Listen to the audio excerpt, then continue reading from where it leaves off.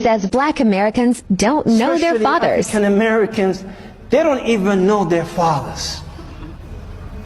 They don't even know their fathers. It was all of them, most of them were the product of one night stand. One night stand.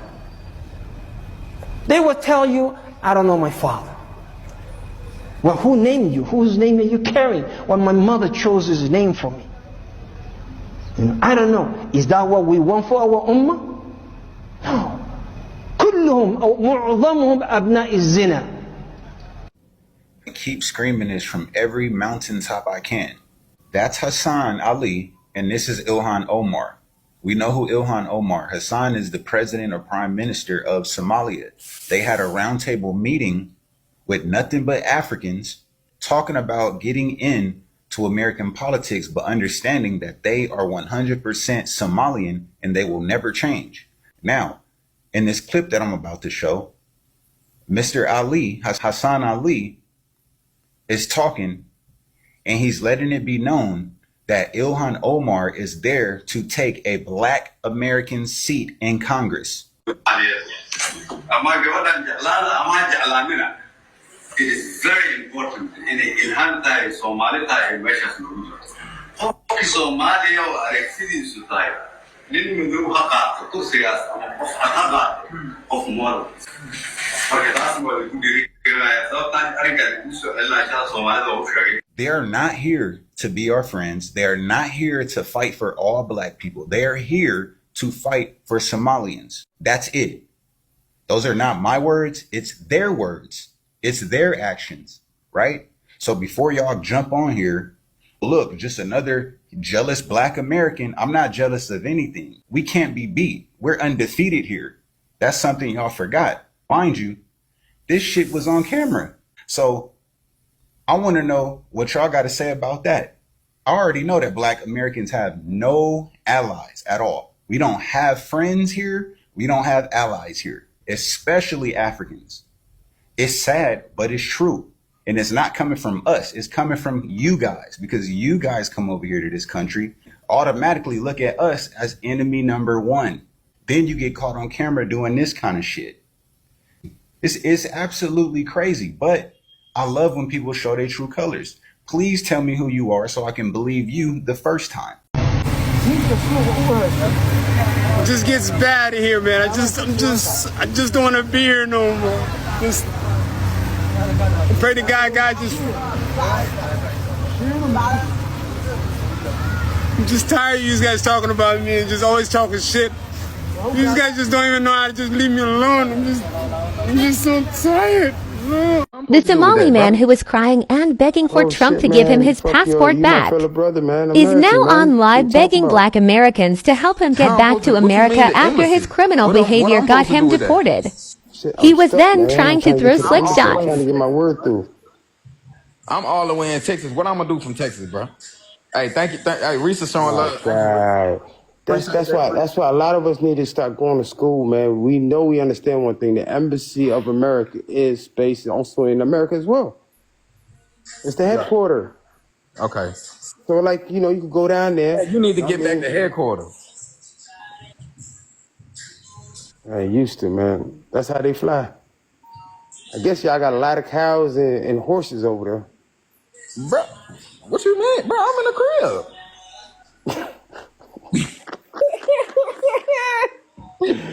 Bro, say there's some cows and horses. I'm in the crib. No, hey, back. I'm not gonna lie. The chat is moving fast, and I'm having a conversation with bro.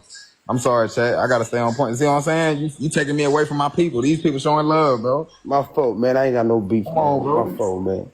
Hey, but I ain't gonna lie. They say needies can't be picky, though. That's what I'm saying. A cool little beat down on this battle, though. A friendly beat down, though. Friendly beat down, brother. What ka niga kaptan no hawa? Urti ka soka.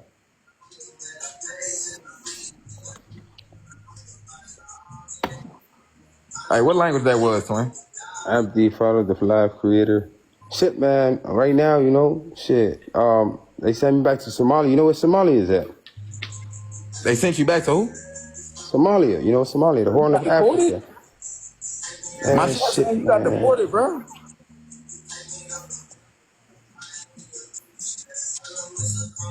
You got deported for real?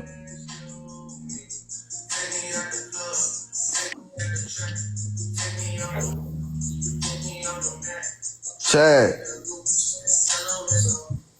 Hey, Chad. Somebody, hey. Hey, Wes. Sahib, Hey, alala. AMP. Appreciate the rose, man. Thank you. Thank y'all for showing love, man. You have to listen to it, my brother. That man Not is moving bullshit. with Let's M23. go to the next level.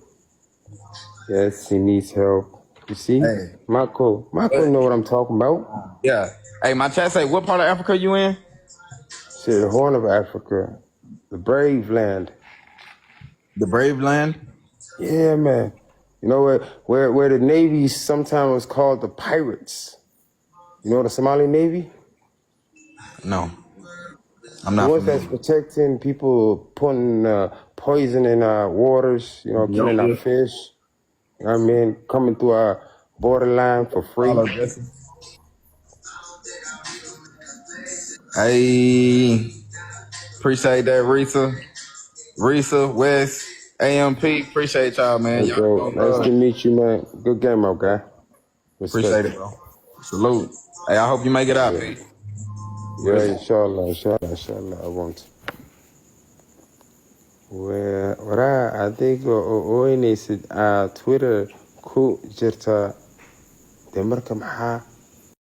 Right, welcome back again to the African Streamline. Thank you so much for coming and thank you for always being here. I really appreciate your presence, you all, my supporters, my fans all over. We are starting a new month and I really appreciate what you've been doing, coming time and again, watching my videos and sending me super thanks, giving a comment, sharing and doing everything you're doing. I really, really do appreciate, and I'm asking you to keep on doing the same thing. Let's be able to grow together. Let's be able to move together. Thank you so much. Now, I'm going to ask you to subscribe if you're watching for the first time, and for the returning subscribers, I really, really do appreciate you. Now, there is a rising matter. The matters are rising where we've seen the Somalis being deported from America, and they're really clashing with Donald Trump. Things aren't going well on them, and that one does not even really hit me, and I'm not talking about that because I don't want to focus so much on them being deported or them being done whatever the things that are happening to them, because if at all something is happening to them, maybe it's because of what they are doing or who they are. Why? I've come across Somalis who really disrespect black Americans, trying to feel like black Americans are people who doesn't make any sense. Or rather, they are people who are good for nothing, And I'm like, these people are just black as how African Americans are black. And them coming out and trying to disrespect the black Americans, it is something that I'm really against, and I can never be for that. I've always talked about and championed for black people embracing other black people and living better, and that is always what I've always wanted, that black people can be able to come together and do things together and work things out together. These Somalis trying to behave like this, it is really bad. And now a time has come when things and the rains have started beating them, and they feel like the only people who can be able to save us or help us are the black people. And now they're crying for the black people to help them, to give them help, you know. So my question has always been, and my question is in this matter, how would you disrespect somebody and then you expect the same person to give you help? Is it going to be possible? It's very difficult. And therefore, this one gives us a lesson. Treat everybody well, live with everybody well, and do things in the right way, especially to your brothers and sisters. Blacks should be one family. That is what I've always said. And I really disqualify the fact that the Somalis can be able to go ahead and do whatever they are doing, disrespecting other people, and then expecting help from the same people. Take a look at these videos. I'll come back and say more at the end of it. Somalis are not terrorizing this nation. We are helping it thrive. Somalis have always seen themselves as a fabric of this nation. So not only are we not going anywhere, Not only are we not going anywhere, we are not going to allow anybody to make us feel less Minnesotan or less American. So according to the Journal, the largest funder of Al-Shabaab is the Minnesota taxpayer. Y'all believe this? If you guys want this article, shoot me a message. I'll send it over to you. Y'all believe this? Minnesota taxpayers are funding a terrorist organization? Y'all believe this? This is crazy.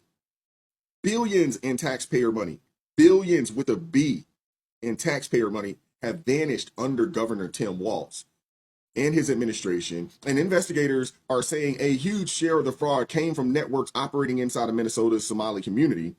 Federal counterterrorism sources even claim that millions in stolen welfare funds were funneled overseas through Hawala networks and ultimately reach Al-Shabaab. One program in particular, Minnesota's Medicare Housing Stabilization Services, shows how bad oversight was. Originally projected to cost $2.6 million a year, the program exploded to $21 million, then $42 million, then $74 million, then $104 million, and hit $61 million in just the first half of 2025. A former federal agent put it bluntly, this was the perfect setup for a large-scale fraud. And it isn't just one program. Housing stabilization, autism therapy, and child nutrition reimbursements. Fraud ripped through the programs. All of them. This is wild. This is wild. Federal prosecutors they've said that the vast majority of the claims in at least one program were bogus, and indictments have repeatedly featured the same pattern. Shell companies, fake invoices, kickbacks, and massive amounts of taxpayer cash disappearing. The infamous $250 million feeding our family future scandal ended with luxury cars, lake houses, and overseas property bought with money that was supposed to feed the children out there in Minnesota. Investigators say that part of that should outrage every taxpayer, or the part that should outrage every taxpayer is a portion of the stolen funds were wired back overseas and as counterterrorism sources allege that millions wound up in the hands of Al-Shabaab, the same terror group still carrying out attacks on civilians. And meanwhile, local political allies defended the accused, and anyone who raised questions was dismissed as a bigot. This is what you get when you mix weak oversight, political fear, and programs built with almost no safeguards. Massive fraud, taxpayer money gone, and national security risk ignored. And now President Trump has stepped into this situation here, and not very happy. And here's why this matters politically. The Somalis and the Somali community in Minneapolis has become a major voting bloc out there. Their influence is strong enough to swing mayoral races, reshape local coalitions, and determine which factions hold power. Recent elections have showed clear signs of internal clan politics spilling into American elections, with voters openly saying that they support or rejected candidates based on clan identity, using the... Holy shit. You will not believe the video that I'm about to show you. You think that this was recorded in Somalia, but it wasn't. It's from Minnesota. Listen to what the Somali-born deputy sheriff was reported saying in a video that recently surfaced. The man is literally promising that as a Somalian, he and other Somali police officers are there to protect Somalians. Check this out. haddaan askarnahay Soomaaliyeed ininkaayni shaqaynaa habeenii maalmo ininkaayni taagannahay fahanteen horta sidaa ogtihiinba waddankan annaga qaxootigaan imaadnay askar Soomaaliya ma jiri jirin marka hadda annaga markii nala haygeliyey waxay noqotay inaan dadkeenna u shaqayno dadkii dhaqankii ma fahmaynaa luqadii ma fahmaynaa culturekii ma fahmaynaa marka qofka kale mataqaanaa ajnabiga abadaanka iyo annaga kala duwannahay because qofkii gaabkii waxa we build that bridge kaas fahantay marka insha Allah waa mahadsantiin again ogaada askari kasta oo Soomaaliya dalka iyo dawladaba inuu ku shaqeeyaa habeenkii marka hurdaan iyo marka mataqaanaa achievetaanba ininka inay taagannahay oo Dozens of people of East African descent have been charged, convicted, and sentenced for stealing more than $1 billion in taxpayer money from government programs during COVID. As you know, Governor, that is more than Minnesota spends each year to run its Department of Corrections. So I want to give you a chance to respond to this. Do you take responsibility for failing to stop this fraud in your state? Well, certainly I take responsibility for putting people in jail. Governors don't get to just talk theoretically. We have to solve problems. And I will note, it's not just Somalis. Minnesota is a generous state. Minnesota is a prosperous state, a well-run state. We're AAA bond rated, but that attracts criminals. Those people are going to jail. We're doing everything we can. But to demonize an entire community on the actions of a few, it's lazy. This is not about crime. It's not about safety. The problem that we have is when other people come into this country and escape from the hellish conditions of their home country and try to input those same policies into our country. I encourage all Americans to remember their history. Do you think that the Somali people are trying to take over Minneapolis? Come back again. Now, this is what I have always been talking about, have always been embracing, and this is something that has always been in my mind, and it has been an ideology that I've been pushing, an agenda that I've been pushing every other time. When you watch my videos, you're going to realize that I've always been championing for unity, and especially the unity of the black people, that blacks can be able to come together and unite. You know, Somalis are black people. As much as they are having an Arabic, style in them and all that, they're still black people because they're in Africa, you know. And there is one thing I've come to realize is that the Somalis are people that, and you know me, I call a spade, not a big spoon. You know, they sometimes live in a way that they feel they're very much like they're proud, you know, like they're proud of themselves, and they're a little bit arrogant, you know, in that they don't like to be compared with other black people, feeling like they're better than other people. Just like when you come to Africa, we have the people from Morocco. The Moroccans don't call themselves Africans, they call themselves Arabs, you know. As much as they are living in a country that is in Africa, they say they're not Africans because they don't want to be associated to black people and all that.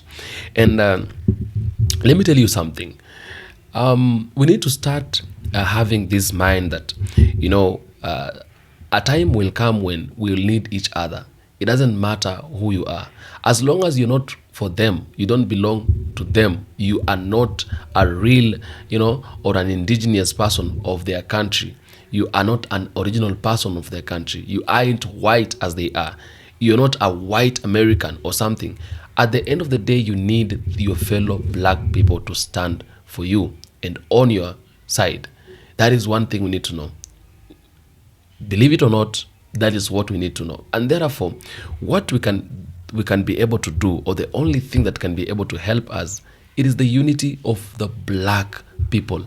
It doesn't matter if you're a black Somali, it doesn't matter if you're a black what, but we coming together and reasoning together. Because let me tell you something, the person you despise today, or the person you look at them like people who doesn't make sense today, are the people you're likely to be going and running for in search of help tomorrow. I'm telling you that for a fact, and you have to believe it, because I've seen it happening not once, not twice. You see, and I really disqualify the fact that the black Somalis can come out and start disrespecting the black Americans.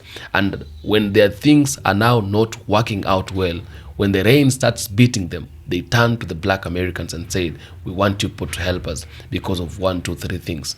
It's very bad, because do you think somebody of like that would come and give you help? It's going to be very difficult. Let's not fight amongst ourselves. Let's not look at ourselves as people who are better than other people, or we want to look at ourselves as people who are favorite, or it's not something we should be doing. Let's respect each other, because you don't know what tomorrow can be able to bring to you. You see, what will happen is that the white people and the white supremacists will try to, as much as possible, to make sure that the two of you cannot be able to sit together and do things together and work things out together. What they will do, they will make sure you are having a fight every single day, every single time. And it's a way of dividing the both of you for you to be able not to have peace, and so that you can be weak. Okay? Now, you see, Somalis saying, we are the people who are building this country and all that, and them starting disrespecting the black Americans and all that. In fact, I really hate people who disrespect the African Americans, because I feel like African Americans are good people. I've come across some African Americans, and I'm beginning to feel that these people are just very good in nature. And we shouldn't, not even an African American should be disrespecting a Somali. Yeah, I'm not saying that African Americans should be disrespecting Somalis. I'm also not saying that Somalis should be disrespecting the black Americans. But what I'm saying is, we should and we need to be able to live together in peace and be able to work things out together in peace. That is the only thing we need to do. Because if you don't do it, things are going to not work out well on us. We will need each other. I'm going to need you, you're going to need me to make sure that things are running, and for me to make sure that my things are running, I would need you. But you can only show up on me if I was good to you. And I've been calling for unity.